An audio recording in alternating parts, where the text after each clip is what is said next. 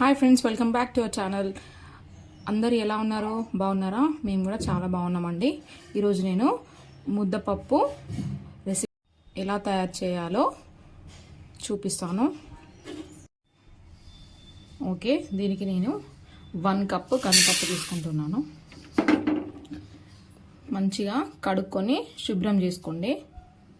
Okay, ఇట్లా కడుక్కున్న తర్వాత పప్పును చూసుకొని సరిపడా వాటర్ వేసుకొని కొంచెం పసుపు,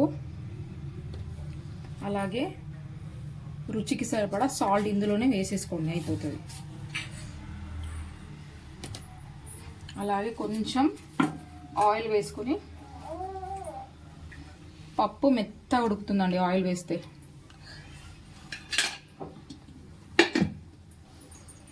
ఇప్పుడు మనం మూత పెట్టేసుకొని 6 విజిల్స్ వచ్చే వరకు ఉడికించుకుందాం. ఇలా మూత పెట్టేసుకొని 6 విజిల్స్ వచ్చే వరకు ఉడికించుకుందాం.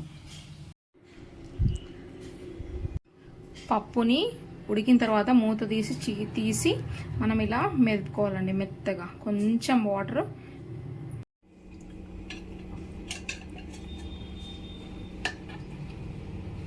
ఆయిల్ వేసుకోండి.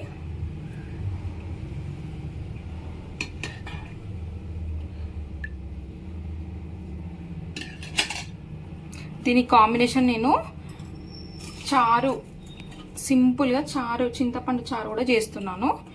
ముద్దపప్పుకి చారు కాంబినేషన్ చాలా బాగుంటుంది. ఓకేనా? ఓకే, ఆయిల్ హీట్ అయిందండి. కొంచెం ఆవాలు,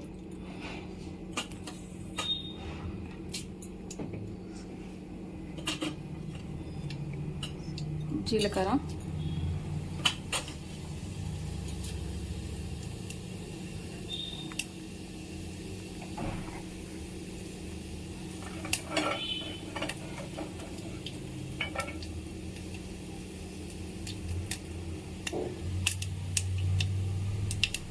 ఉల్లిపాయలు,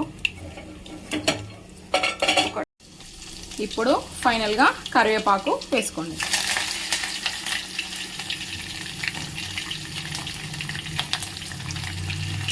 ఇట్లా తాలింపు వేసుకుంటే మనకు ముద్దపప్పు చారు చాలా బాగుంటుంది.